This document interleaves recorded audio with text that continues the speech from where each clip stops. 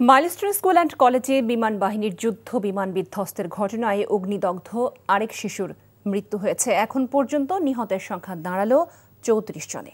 জাতীয় burn and plastic surgery ইনস্টিটিউটের আইসিইউতে চিকিৎসাধীন অবস্থায় গতরাত ১:৩০টার দিকে ১৪ বছরের শিশু সাহিল ফারাবি আয়ানের মৃত্যু হয়।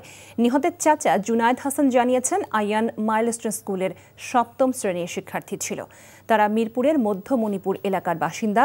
মৃতের বাবার নাম মোহাম্মদ আলী মাসুদ।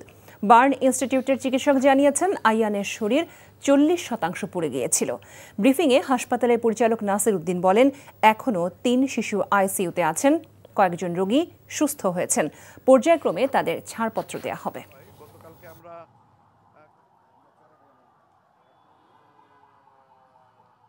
আয়ান গতকাল রাত 1:45 মৃত্যুবরণ করেছে। বাকি পেশেন্টগুলো স্ট্যাটিক আছে, অর্থাৎ যে বাকি আরও 3টা ক্রিটিক্যাল এবং সিভিয়ার কেস, তাদের অবনতি ঘটে নাই, মানে কোনো অবনতি ঘটে নাই, আগের মতোই আছে।